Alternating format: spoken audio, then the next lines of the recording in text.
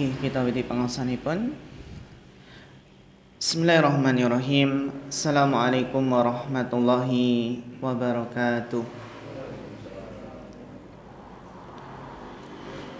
Innal hamdalillah nahmaduhu wa nasta'inuhu wa nastaghfiruh wa na'udzu billahi min syururi anfusina wa min sayyiati a'malina.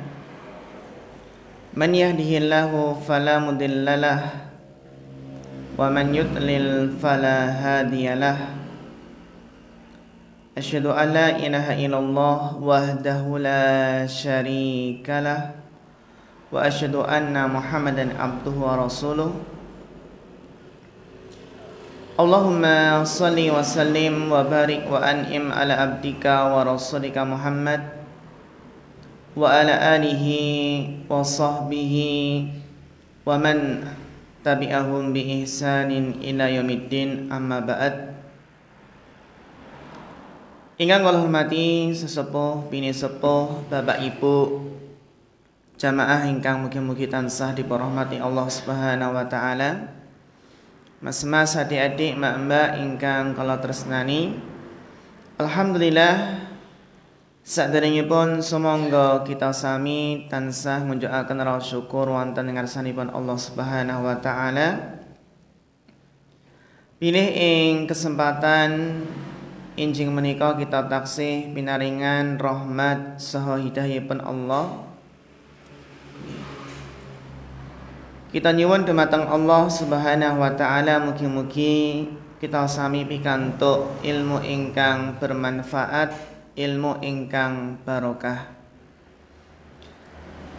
Bapak Ibu yang dirahmati Allah Subhanahu wa taala, kita masih dalam pembahasan tafsir Ibnu Katsir yang insyaallah pada kesempatan kajian kali ini adalah tafsir Juz Amma surat An-Naba bagian yang terakhir.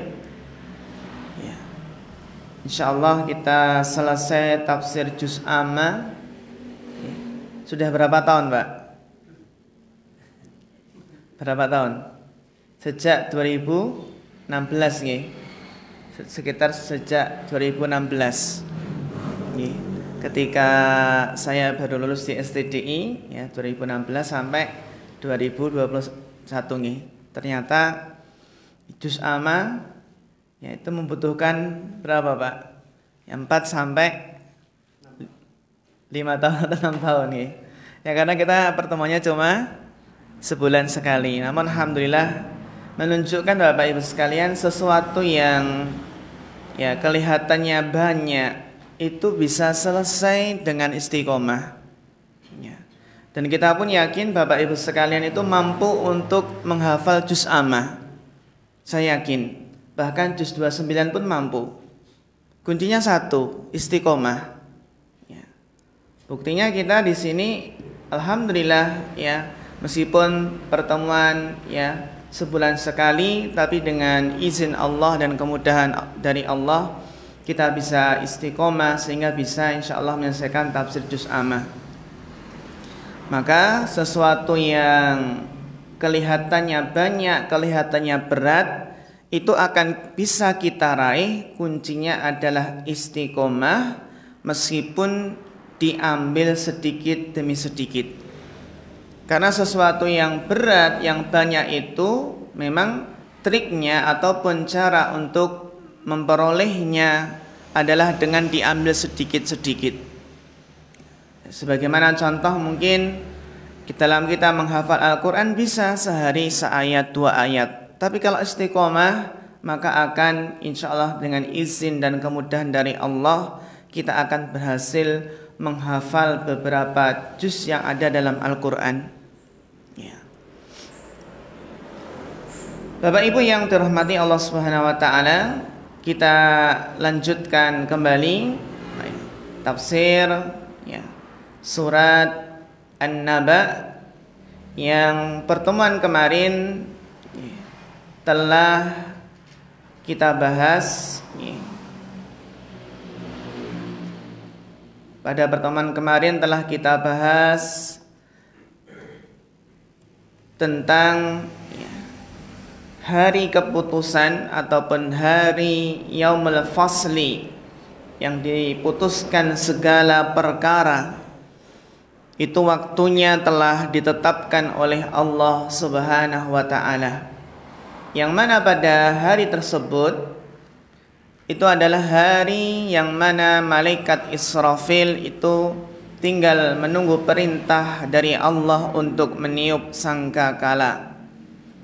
Itulah yang dinamakan dengan nafkhatu as-saniyah, yaitu tiupan yang kedua, tiupan kebangkitan, sehingga manusia bangkit dari kuburnya dalam keadaan berkelompok-kelompok, bersama nabinya, bersama rasulnya. Pada saat itulah dibuka langit sehingga menjadi beberapa pintu. Demikian pula hari kiamat kelak, gunung-gunung itu akan dijalankan sehingga seolah-olah seperti fata morgana. Setelah itu Allah menceritakan tentang bagaimana keadaan neraka jahanam, yang mana neraka jahanam itu ada tempat pengintainya, dan jahanam itu adalah tempat kembali bagi orang-orang yang melampaui batas, yang tidak tahu diri, yang sangat ingkar, yang durhaka, sehingga mereka pun pantas untuk tinggal dalam neraka ahqaba berabad-abad lamanya. Kita saja kalau di dunia satu abad berapa tahun? 100 tahun apalagi berabad-abadnya akhirat, yang itu sangat lama sekali. Semakin kalau kafir, munafik dan juga musyrik, tidak ada keraguan bahwasanya mereka kekal di dalamnya. Adapun seorang mukmin muslim pendosa yang banyak dosanya, maka semakin banyak dosanya akan semakin lama disiksa di neraka, dibersihkan di neraka. Yang mana Bapak Ibu sekalian yang dirahmati Allah, neraka yang seseorang itu tidak akan mendapatkan kesejukan di dalamnya, tidak pula mendapatkan minuman, minuman yang sangat diharapkan bagi seseorang yang haus. Kita bisa menyadari orang itu terkadang tahan kalau lapar, tapi kalau haus nggak tahan. Buktinya kalau puasa apa? Puasa nomor 1 habis itu apa, Pak? Penting air air putih 8 gelas itu nanti taraweh nggak kuat akhirnya, habis 8 gelas. Menunjukkan memang apa? Demikianlah yang namanya apa? Kehausan itu banyak yang kita semua tidak bisa tahan. Mereka tidak mendapatkan minuman kecuali air mendidih dan nanah. Air mendidih, kita saja merasakan betapa sakitnya kalau minum air teh atau susu yang kepanasan. Dan juga nanah yang sifatnya adalah dingin, nanah dari luka para penghuni neraka. Hal itu semua Bapak Ibu yang dirahmati Allah, sesungguhnya mereka tidak takut kepada hisab dan juga mendustakan ayat-ayat Allah. Maka pantas untuk dikatakan kepada mereka, faduku falan nazidakum illa adzaba. Maka rasakanlah, dan kami tidak menambah kepada kalian selain azab. Itu adalah inti ringkasan yang kita kaji pada bulan lalu.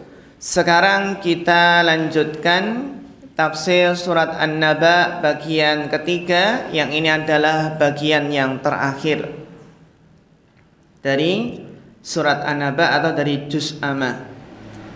Seperti biasanya Bapak Ibu yang dirahmati Allah, kita baca ayat dari 31 sampai 40, nanti kita akan berusaha menyimak bagaimana penjelasan para ulama ahli tafsir tentang ayat-ayat yang telah kita baca. Kita witi. A'udzu billahi minasy syaithanir rajim.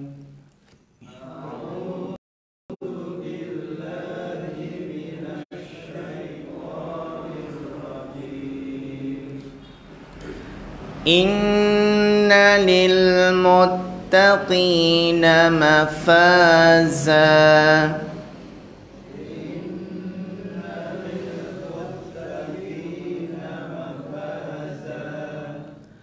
Hadaiqa wa a'naba.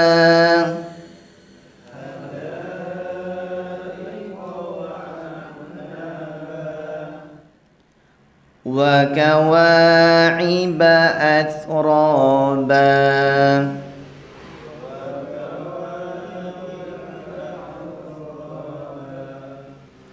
Wa ka'san dihaqa.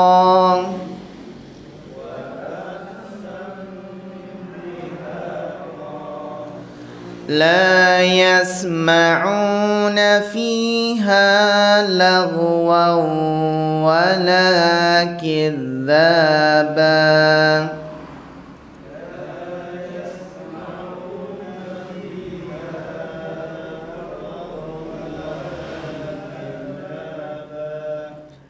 Jazaa'an min rabbika ata'an hisaba.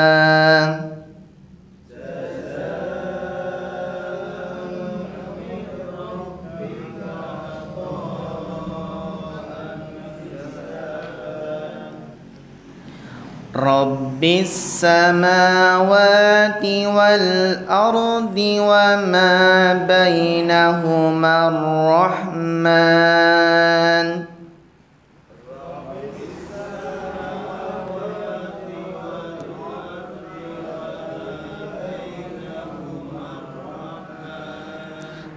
La yamlikuna minhu khitaban.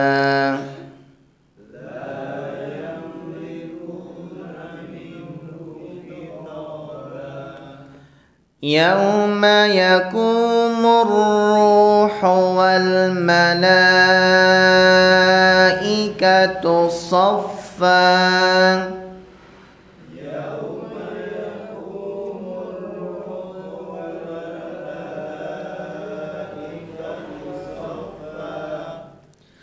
La yatakallamuna illa man adina lahu ar-Rahmanu wa qala sawaba.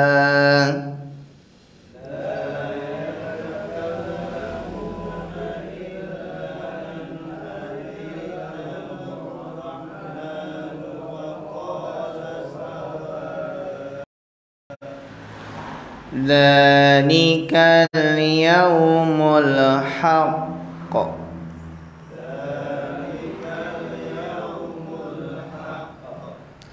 Faman syaa'a ittakhadha ila rabbihi ma'aba.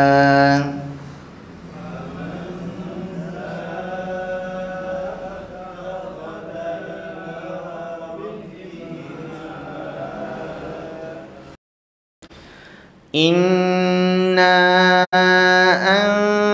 andarnakum adaban qariban.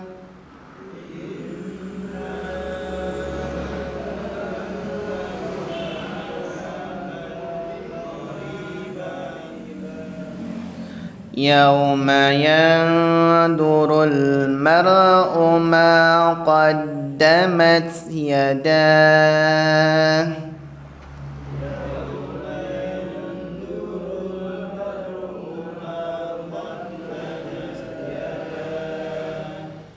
ويقول الكافر يا ليتني كنت ترابا.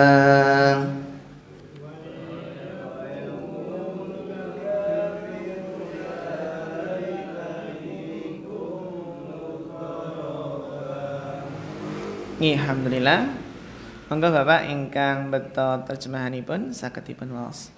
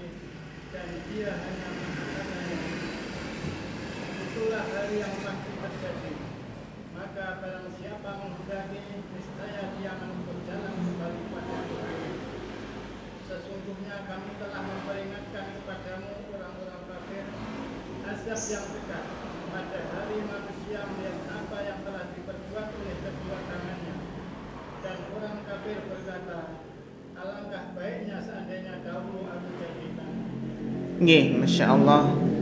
Syukran jazakumullah khairan Bapak. Nggih, terjemahanipun.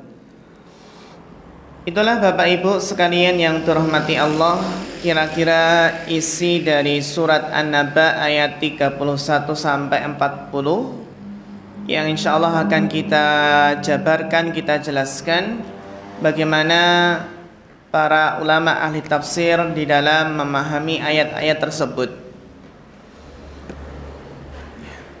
Allah Subhanahu wa taala berfirman, Inna lil muttaqina mafaza. Sesungguhnya orang-orang yang bertakwa akan mendapatkan mafaza, mendapatkan kemenangan. Berkata Al-Imam Ibnu Katsir rahimahullahu ta'ala, yaqulu ta'ala mukhbiran anis su'ada. Dalam ayat ini Allah menceritakan keadaan orang-orang yang berbahagia. Yukhbiru ta'ala anis su'ada. Allah menceritakan keadaan orang-orang yang berbahagia. Wa ma u'idda lahum ta'ala minal karamati wan na'imil muqim. Demikian pula dalam ayat ini Allah menceritakan pahala yang telah disediakan oleh Allah berupa kehormatan al-karamah wan na'imil muqim dan kenikmatan yang abadi. Jadi yang akan kita bahas sebagaimana penjelasan Al-Imam Ibnu Katsir adalah bagaimana keadaan orang-orang yang berbahagia. Karena hakikat orang yang bahagia adalah bahagia menurut Al-Quran, bukan bahagia menurut mayoritas manusia, bukan bahagia menurut keinginan hawa nafsu. Karena sebagian orang atau banyak bahkan yang menilai kebahagiaan itu pada harta, pada pangkat jabatan, menilai bahagia itu kalau terkenal dan lain sebagainya. Dan apa saja yang telah Allah sediakan berupa balasan pahala, berbagai macam kenikmatan yang ada di surga. Inna lil muttaqina mafaza. Qala Ibnu Abbas wa Dhahhak mutanazzihan. Ibnu Abbas menjelaskan di antara makna mafaza adalah mutanazzihan, ya, adalah tempat untuk berekreasi. Makanya ada istilah nama Pak Bu, tamasya ke surga. Ya, rekreasi yang sebenarnya itu kalau kita bisa menginjakkan kaki ke surga. Kita saja Bapak Ibu sekalian, yang namanya tamasya rekreasi itu kan bahagia, seneng. Ya, apalagi kalau orang laut rekreasinya ke gunung dan orang gunung ke pantai itu nggih. Atau yang nggak deket gunung, nggak deket pantai, ya kedua-duanya suka itu nggih.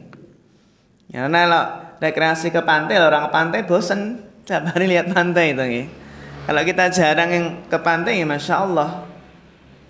Kita lihat betapa bahagianya orang yang berekreasi, orang yang bertamasya. Sehingga dalam kendaraan pun, ya, di dalam bis pun, dalam mobil itu sudah merasakan rasa senang, gembira. Apalagi nanti kelak di surga. Kata Ibnu Abbas, mafazan adalah mutanazzihan. Itu tempat untuk berkreasi atau berekreasi. Wa qala Mujahid wa Qatadah fazu. Al-Imam Mujahid dan Qatadah mengatakan bahwasannya mafazan artinya adalah fazu, yaitu memperoleh kemenangan.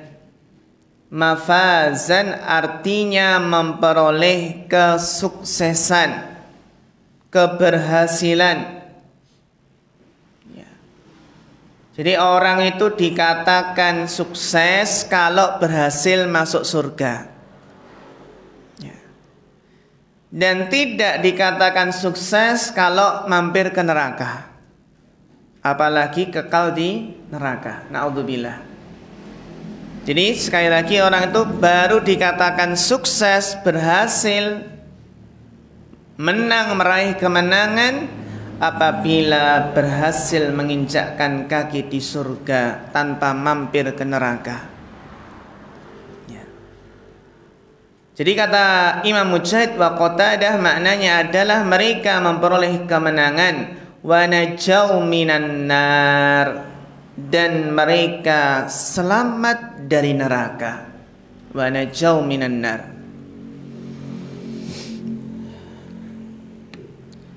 Al-adhar hahuna qaulu Ibnu Abbas. Nah, menurut Al-Imam Ibnu Katsir, pendapat yang jelas dalam hal ini adalah sebagaimana yang dikatakan Ibnu Abbas, mafazan. Namun makna dari semua tadi adalah apa? Benar nih, saling apa? Saling melengkapi. Li'annahu qala ba'dahu, karena dalam firman berikutnya disebutkan surga tempat rekreasi yang sebenarnya. Kenapa Pak? Bu? Karena dalam ayat setelahnya dijelaskan hadaiqa wa a'naba, dan kebun-kebun, ya, kebun-kebun dan apa? Anggur. Masya Allah, yaitu kebun-kebun dan anggur. Ini penjelasan kan ya? Penjelasan dari mafazan, yaitu apa? Hadaiqa wa a'naba, yaitu kebun-kebun dan buah anggur. Betapa indahnya ketika rekreasi melihat sesuatu yang menyejukkan, yang hijau, yang rindang, kebun-kebun, buah anggur. Kalau rekreasi ke Tawangmangu biasanya metik apa Pak? Stroberi, Masya Allah.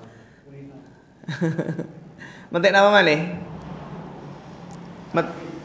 Metik Sawi, masya Allah, langsung dioseng di sana seger banget. Katanya dulu, katanya Pak juga, metik wortel seger langsung seger. Ya, berarti kalau beli sayur mending ketang mangu seger-seger itu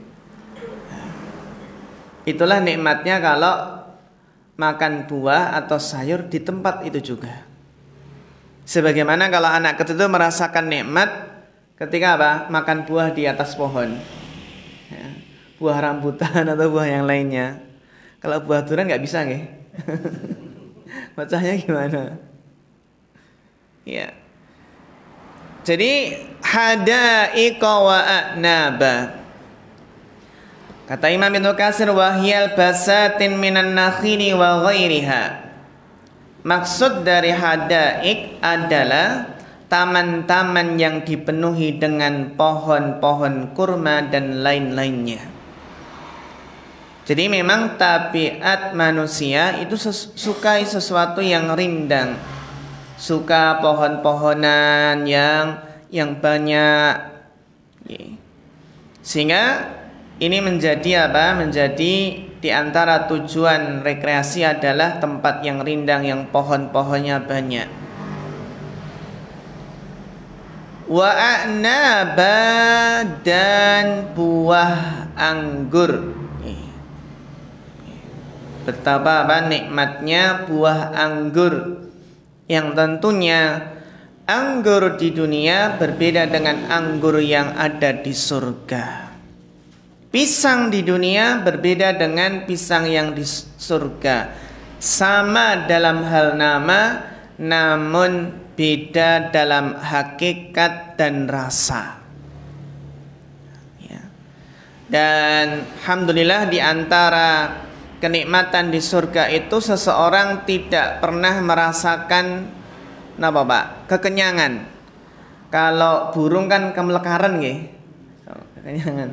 Bahkan nggak merasakan, nggak buang air besar, buang air kecil, semuanya keluar dengan keringat yang wangi bagaikan minyak kasturi. Ini hadaiqa wa a'naba. Dalam ayat berikutnya, wa kawa'iba atraba, dan gadis-gadis remaja yang sebaya. Kalau tadi Bapak tadi baca terjemahnya apa? Gadis-gadis yang montok. Maksudnya bagaimana? Coba kita lihat bagaimana penjelasan Al-Imam Ibnu Katsir. Wa kawa'iba atraba. Siapakah mereka gadis-gadis remaja yang sebaya tersebut? Al-Imam Ibnu Katsir menjelaskan, wa huran kawaib, yaitu bidadari-bidadari yang sebaya usianya. Bidadari-bidadari yang sebaya usianya. Sebaya ini kenapa Pak? Seumuran. Wa qala Ibnu Abbas wa Mujahid wa ghairu wahid. Al-Imam Ibnu Abbas, sahabat yang mulia Ibnu Abbas, demikian pula Imam Tabi'in Mujahid menjelaskan, kawaib artinya adalah nawahid. Jadi makna kawaib itu nawahid. Apa nawahid? Ya'nuna anna suduyahunna nawahid lam yatadallayna li'annahunna abkarun urubun atrab. Kata nawahid adalah bidadari yang nyuwun sewu bidadari yang dadanya montok lagi kencang, tidak bergayut. Itu sifat bidadari surga yang bidadari-bidadari surga yang dadanya montok dan kencang. Kenapa? Li'annahunna abkarun urubun atrab. Karena mereka masih gadis belia, masih gadis lagi berusia remaja semuanya. Kama dzukira kama taqaddama fi suratil waqiah, sebagaimana dijelaskan dalam surat Al-Waqiah. Ini diantara apa Pak Bu, sifat bidadari surga ya. Yang Masya Allah itu adalah diantara kenikmatan yang didambakan oleh orang beriman adalah bidadari surga ya. Jadi wanita di surga atau bidadari itu berbeda dengan wanita yang ada di dunia. Meskipun sama dalam nama, namun berbeda. Sebagaimana yang telah Nabi SAW jelaskan tentang wanita surga, tentang bidadari surga, kata Nabi, walau anna imra'atan min nisa'i ahlil jannah ittala'at ilal ardi la'adha'at ma bainahuma wa la mala'at ma bainahunna rihan. Kata Nabi SAW, seandainya seorang wanita surga, seandainya satu bidadari di surga itu muncul ke dunia, maka dia akan menyinari antara bumi dan langit. Satu bidadari saja Pak Bu, muncul di dunia ini akan bisa menyinari antara bumi dan langit, dan akan memenuhi bau yang semerbak antara bumi dan langit. Masya Allah menyinari antara bumi dan langit, dan baunya semerbak antara bumi dan langit. Bahkan kata Nabi SAW, wala nasifuha yaknil khimar khairun minad dunya wa ma fiha. Iya Pak Bu, sungguh kerudungnya itu lebih baik dari dunia seisinya. Ini kenapa? Kerudungnya bidadari. Ini bukan selendangnya yang katanya bidadari mandi di sungai, terus selendangnya apa? Dicuri gitu nih. Apa nih? Jawa Tarup. Ini Masya Allah, kerudung bidadari itu lebih baik dari dunia seisinya. Nah, kalau kita baca hadis ini Bapak Ibu yang dirahmati Allah, kita nggak bisa membayangkan tentang bidadari tersebut. Itu bidadari yang begitu bercahaya dan sangat harum, begitu harum. Bahkan Nabi sampai menekankan kerudung yang ada di atas kepala bidadari itu lebih baik dari dunia seisinya.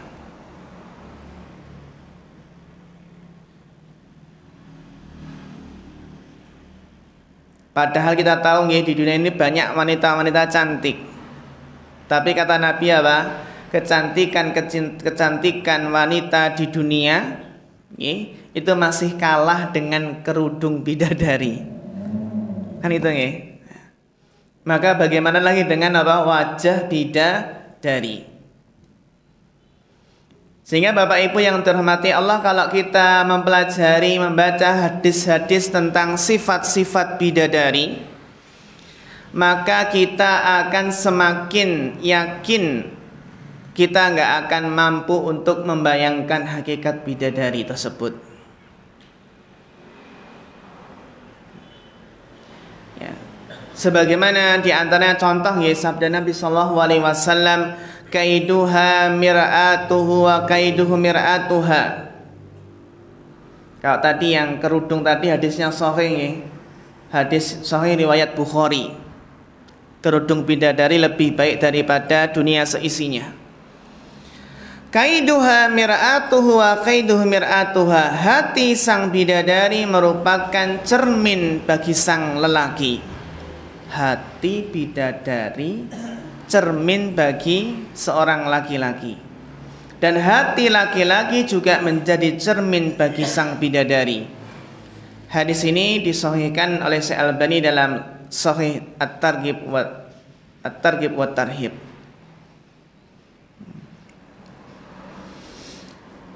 Demikian pula Bapak Ibu, kita nggak bisa bayangkan kata Nabi, yura mukhu saqiha min wara'i lahmiha minal khusni. Bidadari ini apa? Bidadari tersebut terlihat sumsum tulang betisnya di belakang dagingnya.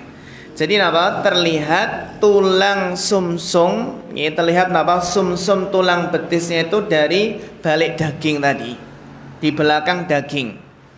Kenapa? Saking indahnya. Sampai apa, Pak? Sampai sumsum tulang betisnya itu kelihatan di balik daging. Maka Ali Al-Qari, hadis tadi hadis riwayat Bukhari Muslim. Maka mula Ali Al-Qari ini pensyarah hadis, ya, Sahih Bukhari, kata beliau, ai min ajli latafati khilqatihinna. Kenapa sampai sumsum tulang betisnya itu kelihatan? Kata beliau, karena saking lembutnya dan halusnya tubuh para bidadari.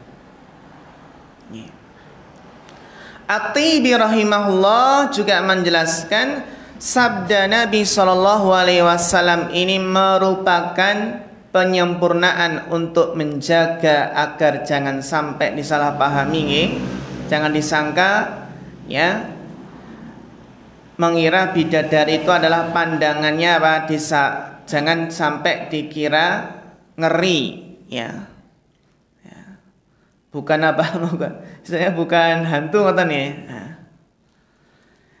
Maka dan sabda Nabi tentang keindahan tadi menunjukkan kebersihan, lembut kulitnya serta halusnya anggota-anggota tubuhnya. Ini dijelaskan dalam Mirqatul Mafatih.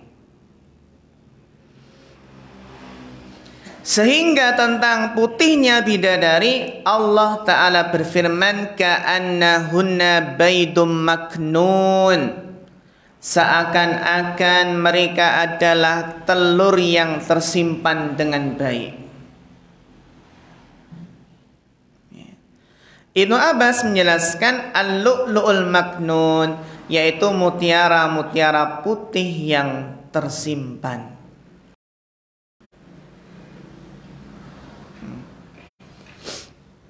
Hal ini Bapak Ibu menunjukkan betapa sempurnanya putihnya para bidadari. Karena putih mereka adalah putih yang terjaga dari sentuhan. Belum ada yang menyentuh pertama kali siapa Pak nanti? Ya suaminya.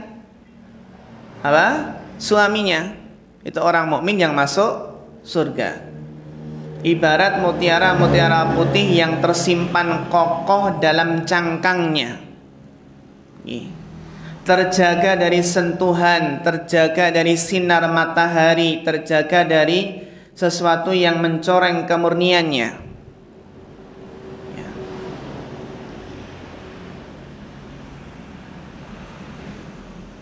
Sehingga Allah Subhanahu wa ta'ala menggabungkan sifat putih bidadari, dan juga bening dan bersihnya bidadari, putih, bening, bersih.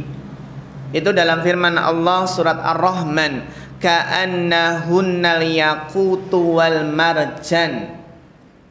Senes sirup lah ya. Senes sirup nih marjan ya.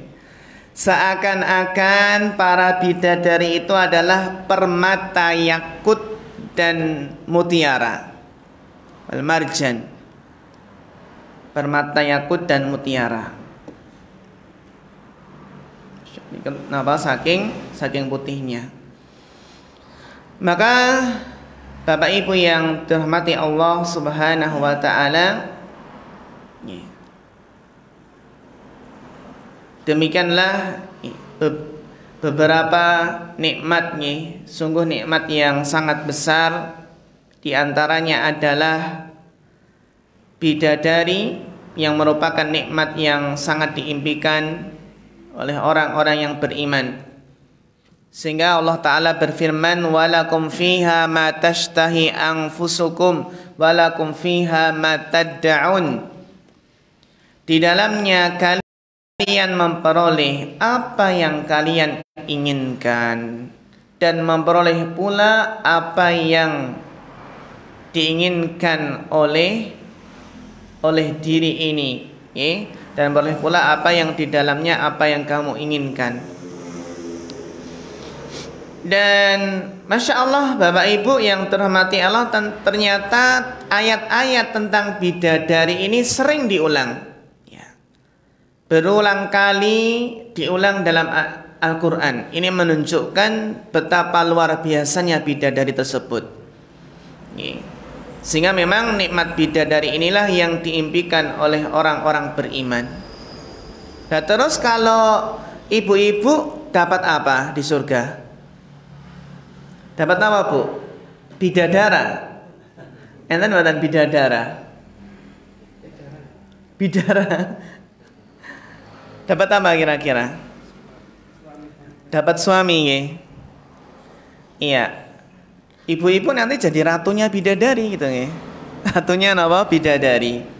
Kalau ibu-ibu itu ya di surga itu lebih cenderungnya suka perhiasan, mutiara, yakut, ya.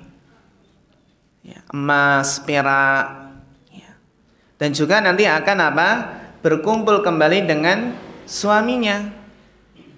Asalkan ketika suami meninggal nggak nikah lagi.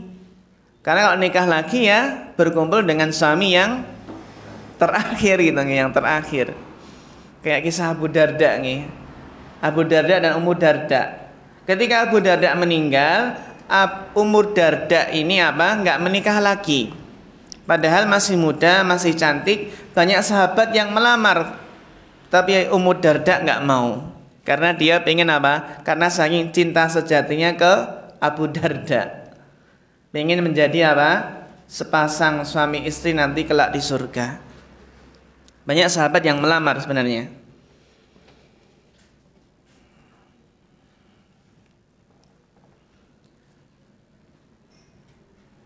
Jadi Bapak Ibu yang terhormati Allah, nih, memang di surga itu sangat banyak, nih, sangat banyak sekali kenikmatan, makan, minum, menjadi seperti raja, nih, memiliki istri yang jelita, patuh, ramah, yang menyenangkan, nih, sehingga sabda Nabi Shallallahu Alaihi Wasallam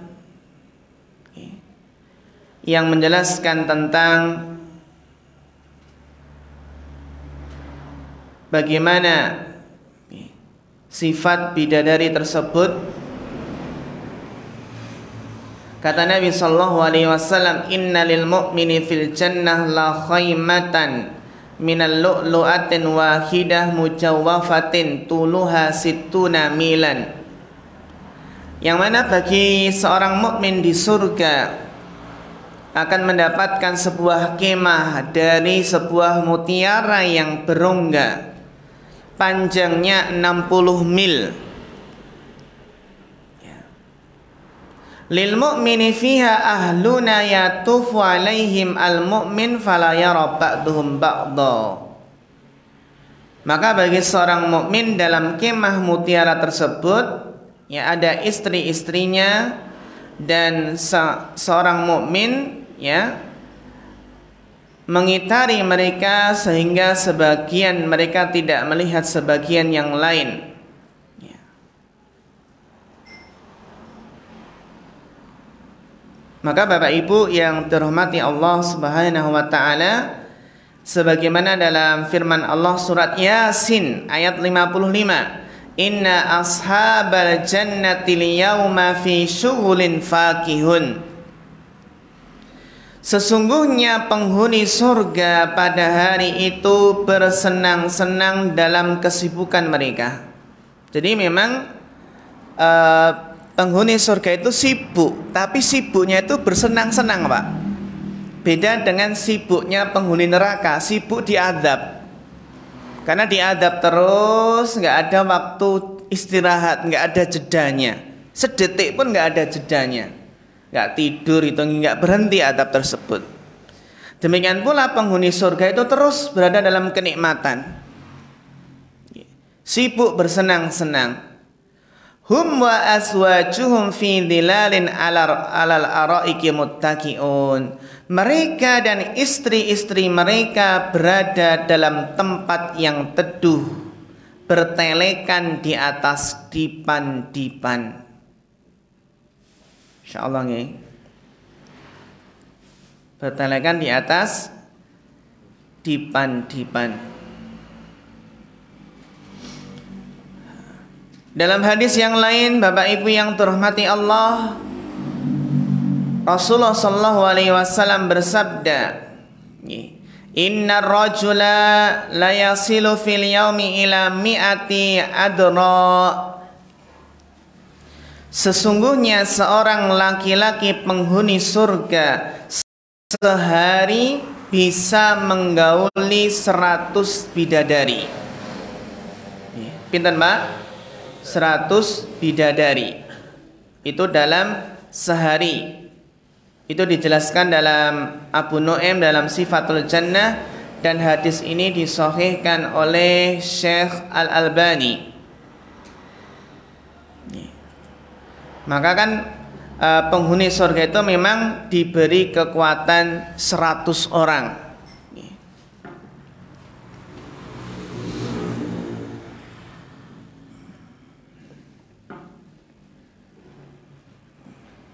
Maka Bapak Ibu yang dirahmati Allah Subhanahu wa taala, ya, inti dari sifat bidadari di surga, ya, sebagaimana yang disabdakan oleh Nabi sallallahu alaihi wasallam, ya, kalau Nabi Yusuf itu kan u'tiya Yusuf syatral husni. Jadi Nabi Yusuf itu apa? Telah diberikan setengah ketampanan bagi Nabi Yusuf alaihissalam. Kalau kita lihat, nih,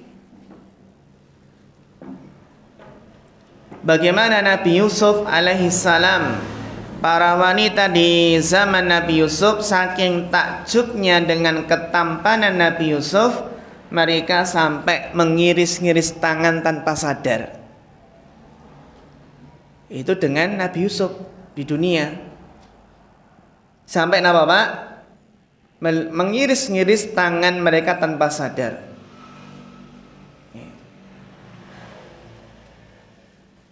Itu karena Nabi Yusuf diberi setengah ketampanan.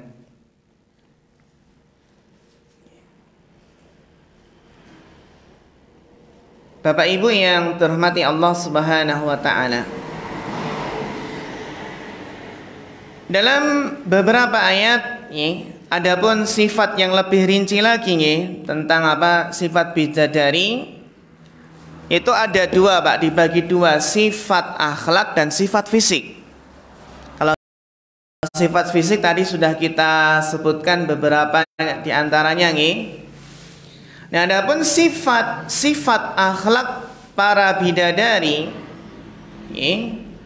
sebagaimana dalam beberapa ayat dijelaskan, walahum fiha aswajun mutahharah.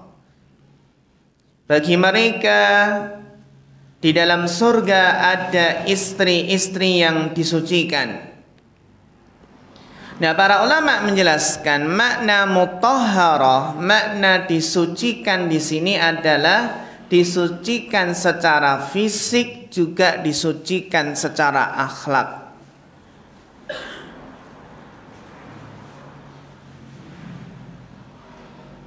Yang mana apa? Tidak ada di sana bidadari yang berakhlak buruk. Akhlaknya terpuji semua. Nah, di antara akhlak bidadari surga adalah menundukkan pandangan. Wa indahum qasiratut tarfi'in.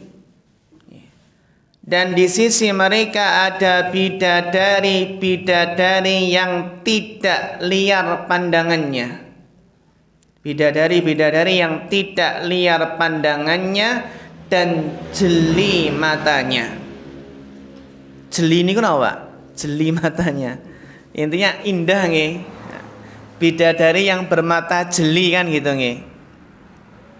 Jadi Masya Allah, bidadari-bidadari surga itu tidak liar pandangannya, menundukkan pandangannya, hanya melihat kepada suaminya dan jeli matanya. Jangankan bidadari itu apa? Bidadari surga enggak akan apa istilahnya nggih? Enggak akan istilahnya apa? Selingkuh enggak ada nggih. Bidadari surga selingkuh dengan yang lain enggak ada. Melirik aja, melirik ke laki-laki lain itu enggak akan. Ini nggih. Ternyata melirik kepada laki-laki lain saja bidadari tidak pernah melakukannya. Karena apa, Pak? Pandangannya tidak liar dan selalu menundukkan pandangannya. Menunjukkan pandangan bidadari itu hanya tertuju pada suami mereka. Sehingga para bidadari itu enggak membandingkan antara suami mereka dengan laki-laki lain. Dan demikianlah sifat wanita soleh di dunia ini itu tidak akan membanding-bandingkan suaminya dengan suami orang lain. Sehingga apa? Sehingga Masya Allah, beginilah bagaimana bidadari itu nggak pernah liar pandangannya. Sehingga apa? Nggak pernah disentuh manusia, bahkan jin saja, Pak, itu belum pernah nyentuh. Maka Allah Ta'ala berfirman, lam yatmisunna insun qablahum wala jan. Mereka para bidadari tidak pernah disentuh oleh manusia sebelum mereka. Maksudnya adalah penghuni-penghuni surga yang menjadi suami mereka, dan tidak pula oleh jin. Oleh apa, Pak? Jin. Kalau wanita di dunia ini pernah nggak disentuh sama jin? Digoda sama jin? Nggak cuma disentuh, mungkin apa? Dirasuki nggih. Dirasuki sakit nggih? Orang kesurupan. Bisa nggak jin itu suka dengan wanita di dunia ini?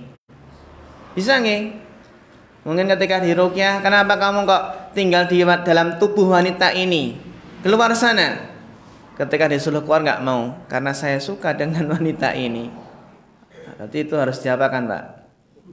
Diruqyah terus nih, sampai panas, sampai kobong, gitu ya, kebakaran.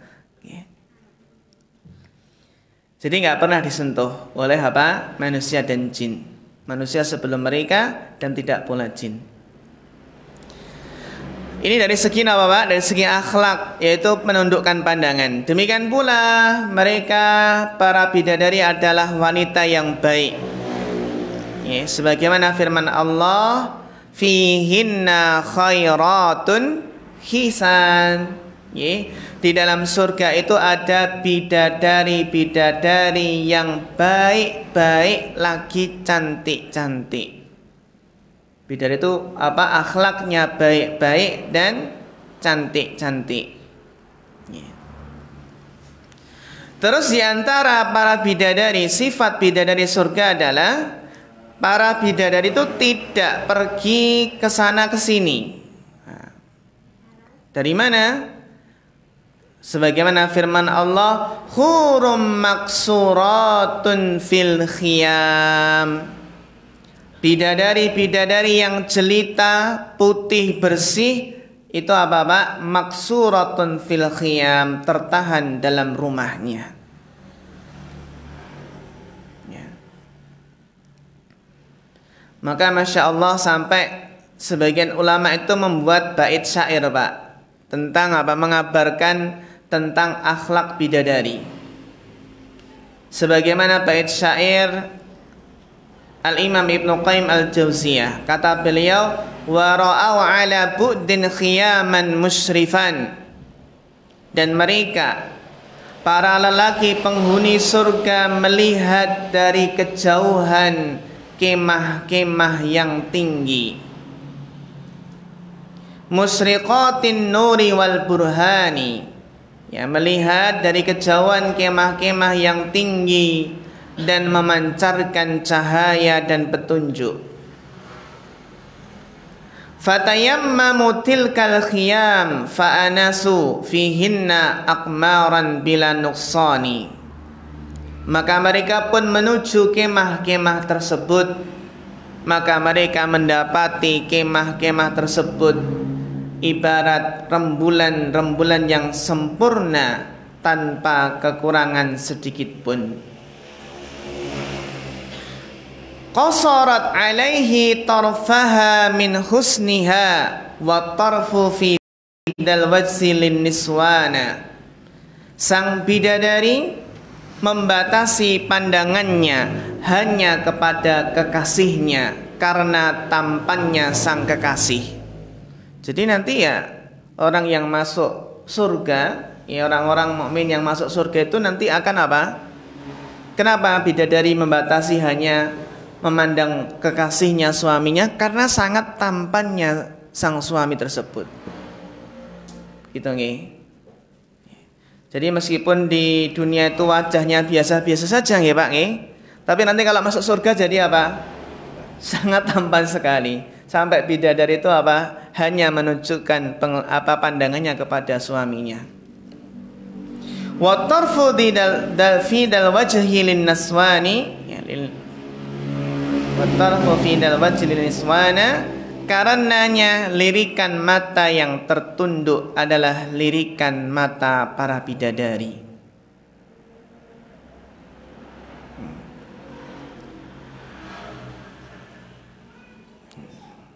Niku nggih di antara apa? Sifat-sifatnya. Sifat akhlak. Adapun sifat fisik itu banyak sekali Bapak Ibu yang dirahmati Allah. Bidadari itu pernah kecil nggak Pak? Ada bayi nggak? Atau mungkin bidadari itu ada dilahirkan siapa? Atau mungkin awalnya bayi? Ternyata enggak. Bidadari itu langsung diciptakan dewasa. Insya Allah nih. Langsung apa? Diciptakan dewasa. Jadi nggak ada bayinya itu nih. Bayi bidadari itu. Atau melahirkan? Ada nggak bidadari melahirkan? Sebagaimana firman Allah, inna ansha'nahunna insya'a, dalam surah Al-Waqiah ayat 35. Sesungguhnya kami menciptakan mereka para bidadari dengan langsung jadi besar itu, langsung dewasa. Jadi nggak kecil dulu nih. Inna ansha'nahunna insya'a. Jadi apa? Bidadari langsung diciptakan dewasa. Demikian pula sifat fisik berikutnya apa Pak? Selalu perawan. Faja'alnahunna abkara, dan kami jadikan para bidadari itu senantiasa gadis, perawan terus. Itu dalam surat Al-Waqiah ayat 36. Kata Syekh As-Sa'di menjelaskan sifat ini, yaitu keperawanan, itu selalu menyertai mereka dalam berbagai kondisi. Demikian pula bidadari itu adalah berkulit putih, wa khurun 'ain ka'amsalil lu'lu'il maknun, dan para bidadari laksana mutiara yang tersimpan dalam cangkangnya. Al-Waqiah 22 sampai 23. Jadi mutiara-mutiara putih yang tersimpan. Karena apa? Karena tidak pernah tersentuh, ya. Ka'annahuna baitum maknun. Bahkan kata Nabi SAW, Beliau menjelaskan, innal mar'ata min nisa'i ahlil jannah la yura bayadu saqiha min wara'i sab'ina hullah. Sesungguhnya seorang wanita surga sungguh terlihat putih betisnya di balik 70 gaun. Jadi di balik pinten Pak? 70 gaun itu masih terlihat putih betisnya. 70 gaun nggih. Banyak apa ada? Banyak, nggih.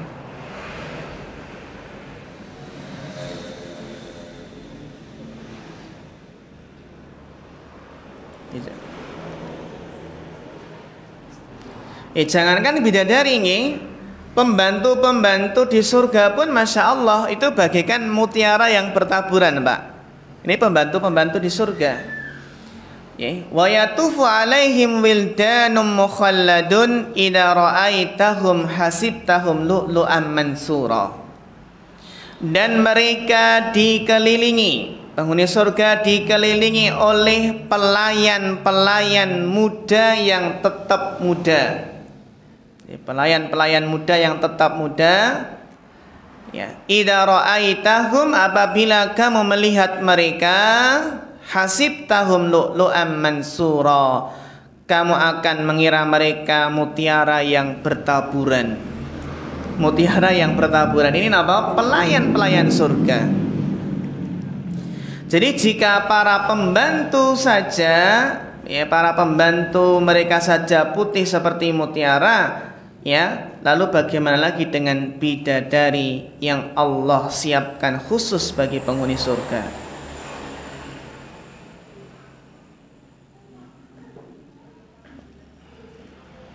Maka nih Bapak Ibu yang terhormati Allah, khusus dalam surat An-Naba ini Allah mensifatkan bidadari dengan apa Pak? Wa kawaiba atroba. Wa kawaiba atroba. Demikian pula bidadari sangat harum nggih. Tadi sudah kita jelaskan nggih. Bersih dari segala kotoran, walahum fiha azwajum mutahharah nggih. Jadi akhlaknya suci. Kata Imam Qatadah dan Abdullah bin Mas'ud menjelaskan, la yahidna, tidak haid, wala yumnina, dan tidak mengeluarkan air mani, wala yalidna, tidak melahirkan, wala yataghawatna, dan tidak buang air besar, wala yabulna, tidak buang air kecil, wala yabzukna, dan tidak pula meludah.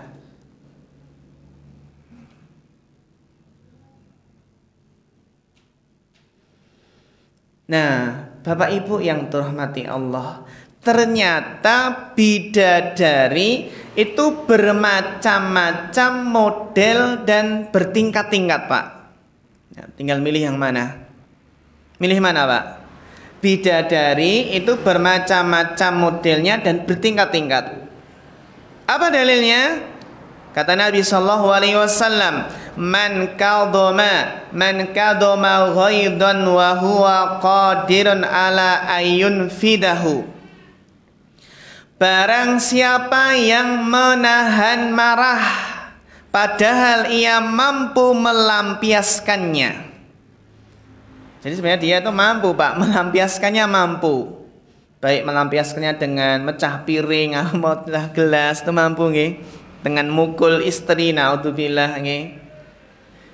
Barang siapa yang menahan marah padahal dia mampu menahannya, mampu apa? Melampiaskannya, nggih.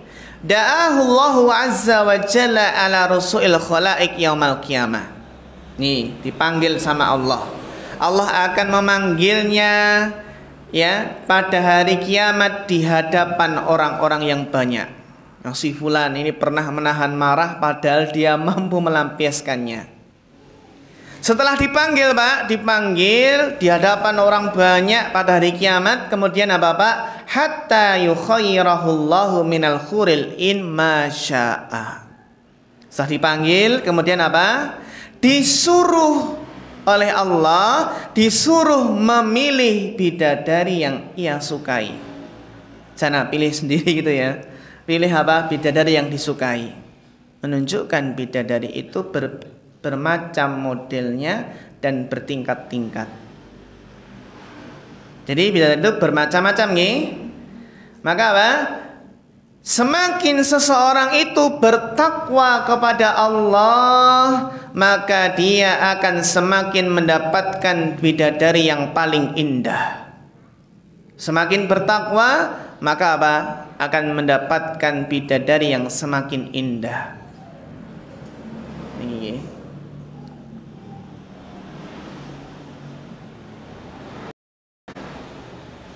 Namun ibu-ibu yang dirahmati Allah, namun ternyata bidadari dari wanita di dunia lebih afdol dari bidadari yang diciptakan di akhirat. Masya Allah. Ini Pak? Bidadari dari wanita di dunia itu lebih utama dari bidadari yang diciptakan di akhirat. Siapa bidadari dari wanita dunia? Yaitu wanita di dunia yang jika dia bertakwa kepada Allah. Wanita dunia yang jika dia bertakwa kepada Allah, taat patuh kepada suaminya, maka dia akan menjadi bidadari surga yang lebih utama dari bidadari yang Allah ciptakan di akhirat. Masya Allah. Jadi wanita yang bertakwa patuh kepada suaminya, maka kelak akan menjadi bidadari surga yang lebih utama daripada bidadari di akhirat. Kenapa demikian? Para ulama menjelaskan bahwa bidadari dunia lebih utama dari bidadari akhirat. Karena apa? Karena ketika di dunia mereka diuji oleh Allah. Kenapa bidadari dunia lebih utama daripada bidadari di akhirat? Kata para ulama, karena wanita di dunia ini karena mereka ketika di dunia diuji oleh Allah, diuji dengan berbagai macam ujian, dan perkara tersebut tidaklah mudah. Siapakah bidadari tersebut, Bapak Ibu yang dirahmati Allah? Itulah wanita yang solihah. Wanita yang solehah itu melalui berbagai macam cobaan, rintangan. Inilah yang menjadikan bidadari dunia itu lebih utama daripada bidadari di akhirat. Ini sebab apa? Inilah sebab Allah menjadikan mereka lebih utama dari bidadari-bidadari yang Allah ciptakan di akhirat. Maka Bapak Ibu yang dirahmati Allah, nasihat kita, terutama kita sebagai seorang laki-laki, seorang suami, maka kita berusaha untuk bertakwa kepada Allah. Bagaimana caranya? Dengan menjaga pandangan dari hal-hal yang haram, dari melihat aurat wanita yang tidak halal bagi kita. Karena itu apa? Karena itu adalah sedikit kenikmatan yang dirasakan saat mengumbar pandangan dengan melihat yang haram itu hanya sesaat. Nah, setelah itu yang timbul adalah penyesalan. Maka ketika seseorang mungkin tergerak untuk melihat sesuatu yang haram, maka segera ingat bidadari yang telah menantinya di surga. Segera apa Pak? Ingat bidadari. Sabar menahan pandangan sebentar saja di dunia dengan tujuan agar apa Pak? Nanti bisa mendapatkan bidadari di surga. Karena apa Pak? Dikhawatirkan hati yang menjadi hitam dan kotor karena maksiat-maksiat, menjadikan apa? Akhirnya bidadari terhalang darinya, ya nggak dapat bidadari. Maka intinya Bapak Ibu, bahwasanya bidadari itu dapat diraih oleh siapa saja, namun maharnya apa Pak? Maharnya yang harus ditebus. Apa maharnya? Bertakwa kepada Allah. Bertakwa kepada Allah. Maka pernikahan dengan bidadari itu adalah dengan ilmu dan iman, dengan ilmu dan iman, dengan ketakwaan. Kemudian Bapak Ibu yang terhormati Allah, kembali ke pembahasan wa kawaiba atraba. Ayat yang berikutnya wa ka'san dihaqa, dan gelas-gelas yang penuh berisi minuman. Masya Allah. Kata Ibnu Abbas, mamlu'atun mutatabi'ah, yaitu gelas yang penuh-penuh lagi berturut-turut. Wa qala Ikrimah safiyah, kata Ikrimah maksudnya adalah yang jernih minumannya. Wa qala Mujahid wal Hasan wa Qatadah wa Ibnu Zaid tihaqa al-mal'al matra'ah. Kata Imam Mujahid, Al-Hasan, Qatadah dan Ibnu Zaid menjelaskan maknanya adalah yang penuh berisi minuman. Wahiyal mutatabi'ah, yang berturut-turut, yang berjumlah banyak. Kita saja nggih, kalau ada gelas banyak nggih, berjejer penuh, terus apa? Isinya apa Pak? Isinya adalah minuman yang kita sukai, Masya Allah. Gelas-gelas yang penuh berisi minuman, minuman ahli surga. La yasma'una fiha lagwa wala kidzaba. Di dalamnya mereka tidak mendengar perkataan yang sia-sia. Di surga nggak ada perkataan yang sia-sia. Wala kidzaba, dan tidak ada pula perkataan dusta. Masya Allah ya. Di surga itu nggak ada perkataan yang nggak bermanfaat. Di surga itu nggak ada orang yang berbohong Pak. Jujur semua nih. Sebagaimana firman Allah dalam surah Al-Waqiah, la laghwun fiha wala ta'sim. Mereka tidak mendengar di surga itu perkataan yang sia-sia, dan tidak ada perkataan yang menimbulkan dosa. Wala ta'sim. Di surga nggak ada perkataan yang menimbulkan dosa. Bedanya dengan di dunia, banyak perkataan yang menimbulkan dosa. Kata Al-Imam Ibnu Katsir menjelaskan, laisa fiha kalamun laghin 'arin 'anil faidah, yaitu di dalam surga tidak ada perkataan sia-sia yang tidak berfaedah. Wala ismun kadzibun, tidak ada perkataan dosa dan dusta.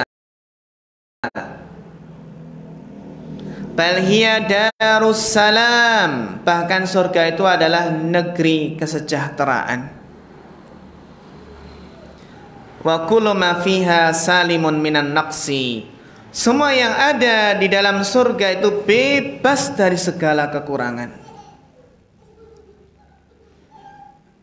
Jazaa'an mir rabbika 'ata'an hisaba, sebagai balasan dari Rabbmu dan pemberian yang cukup banyak, yang sangat banyak. Jadi semua yang telah disebutkan berupa kenikmatan surga itu adalah sebagai karunia, kebaikan, rahmat Allah kepada mereka. Ata'an hisaba, pemberian yang sangat banyak.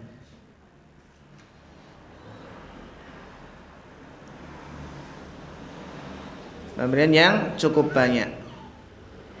Rabbis samawati wal ardi wa ma bainahuma ar-Rahman la yamlikuna minhu khitaba.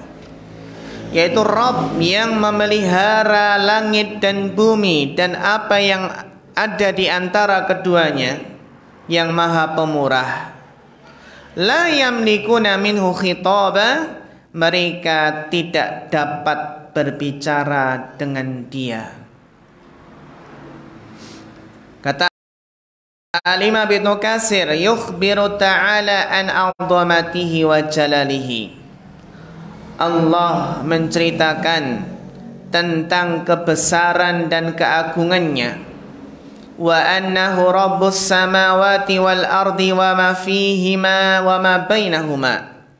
Dan sesungguhnya dialah Allah Rabb yang menguasai langit dan bumi serta semua yang ada di antara keduanya, ya, semua yang ada pada keduanya dan semua yang ada di antara keduanya.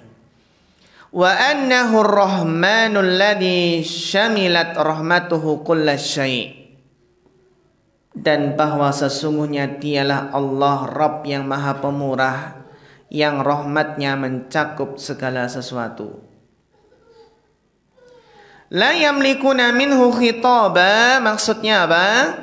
Tidak ada seorang pun yang mampu memulai berbicara kepada Allah kecuali dengan seizin Allah. Gak ada yang tiba-tiba berbicara dengan Allah kecuali atas izin Allah. Man dzalladzi yashfa'u indahu illa bi'idnih. Tidak ada yang dapat memberi syafaat di sisi Allah tanpa izinnya.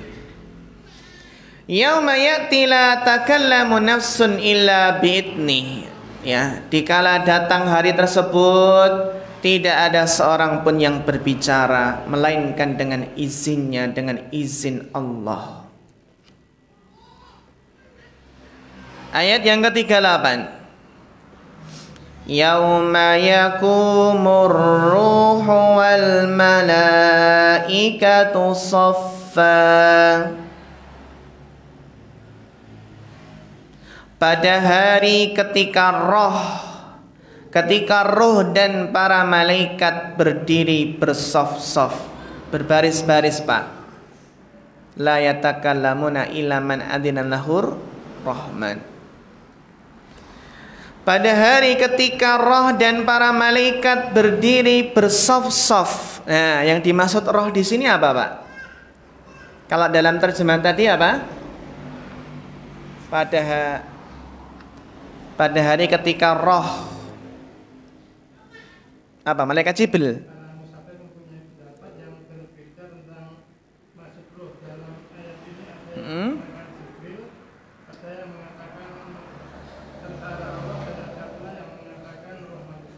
Iya, benar sekali Bapak. Ya, tentang makna roh dalam ayat ini ada beberapa pendapat di kalangan ahli tafsir.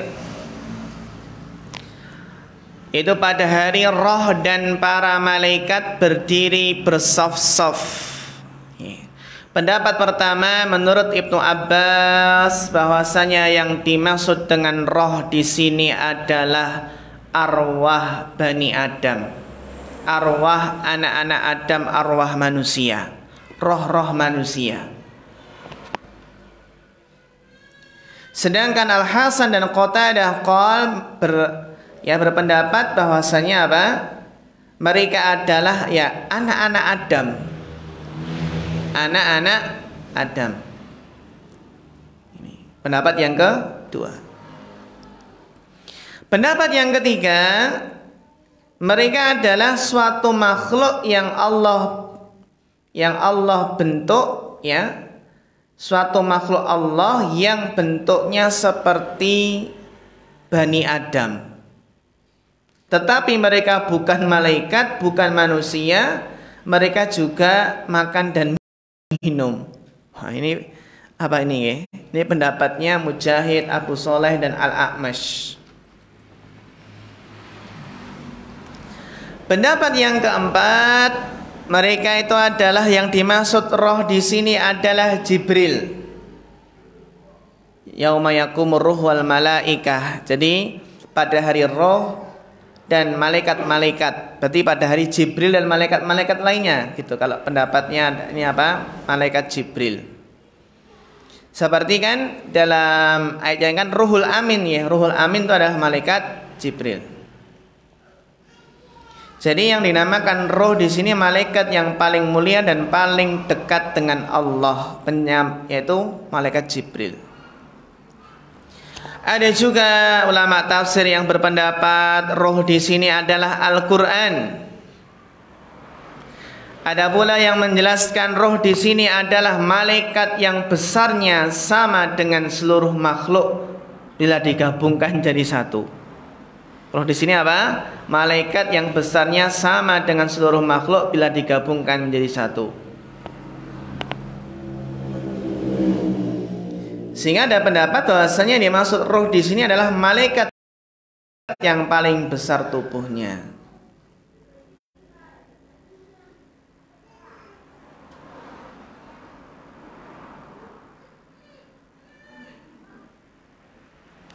Sehingga di sana Bapak Ibu yang terhormati Allah ada Israiliyat ya, Israiliyat atau ini cenderungnya adalah Israiliyat sebagian dari Ibnu Abbas bahwasannya sesungguhnya Allah mempunyai seorang malaikat seandainya diperintahkan niki Pak nggih. Seandainya Allah memiliki malaikat seandainya diperintahkan telanlah 7 langit dan bumi sekali telan. Telanlah 7 langit dan bumi sekali telan, niscaya malaikat tersebut mampu melakukannya. Dan bacaan tasbihnya adalah Maha suci engkau dimanapun engkau berada. Tapi apa? Namun kata para ulama hadis ini gharib. Jadi apa?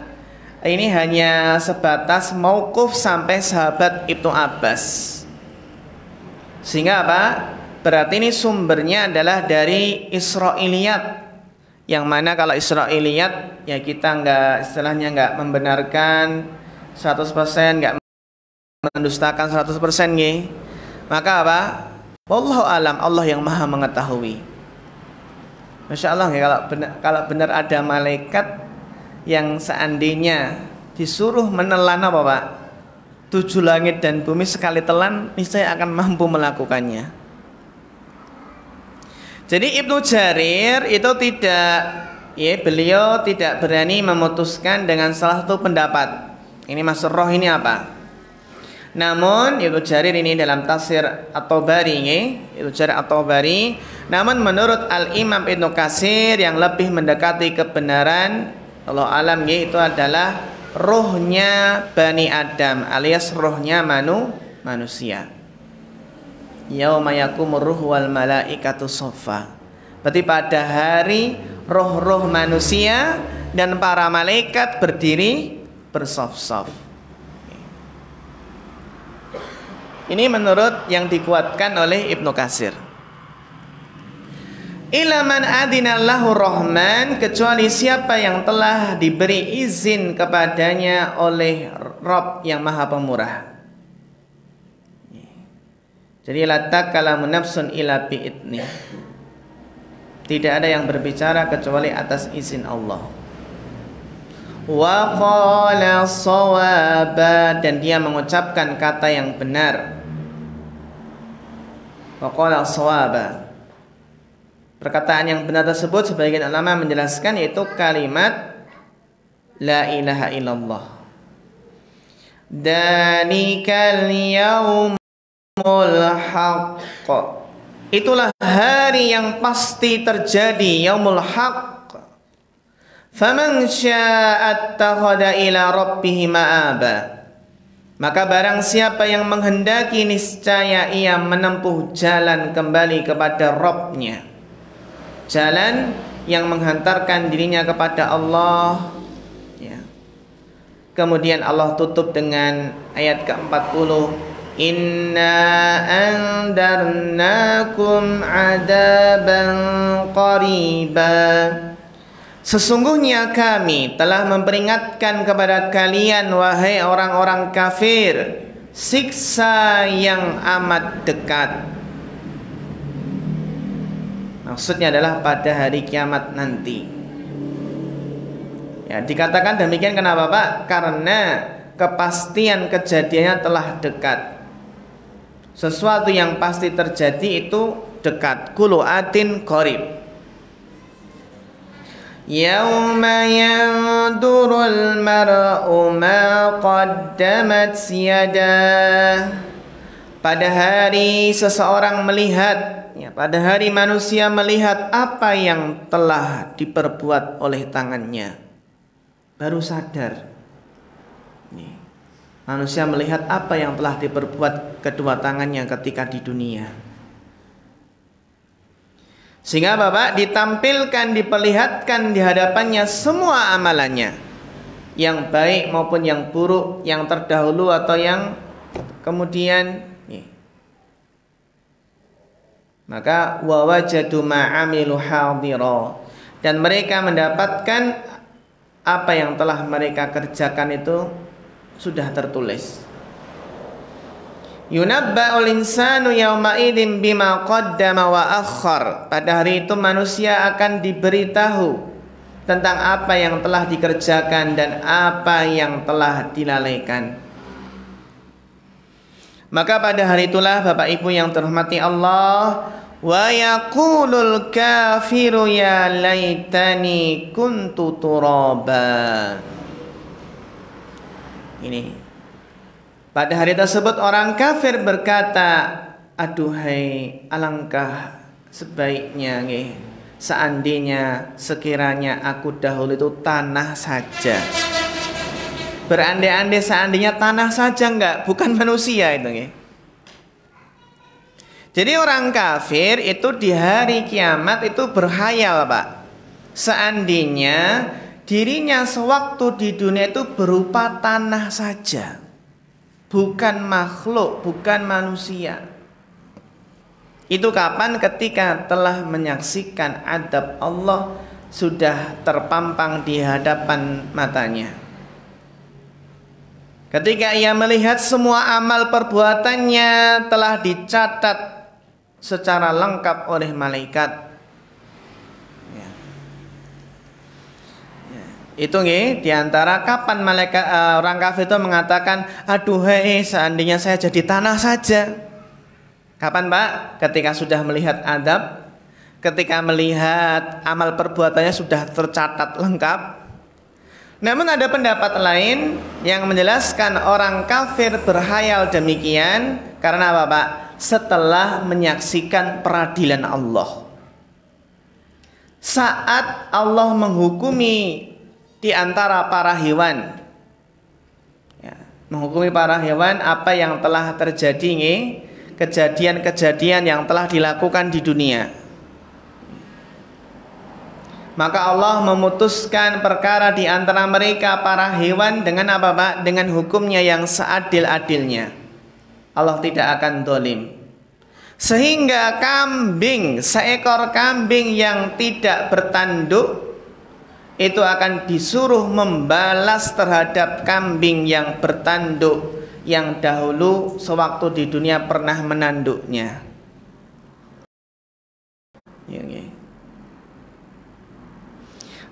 Maka apabila peradilan itu telah dilakukan terhadap mereka para hewan, maka apa? Maka Allah berfirman, nih pas para hewan sudah diadili, maka Allah berfirman, jadilah tanah. Kalau hewan sudah dikisos, sudah jadilah tanah. Akhirnya apa? Hewan-hewan tadi akhirnya semuanya jadi tanah. Mereka semua kembali menjadi tanah. Nah, saat itulah orang kafir berandai-andai, alangkah baiknya sekiranya aku dahulu adalah tanah saja. Jadi apa? Hewan lalu dikembalikan jadi tanah. Itulah Bapak Ibu penyesalan orang kafir yang berandai-andai menjadi tanah. Dengan demikian Bapak Ibu yang terhormati Allah, selesai pembahasan kita surat An-Naba di tafsir juz amma ini.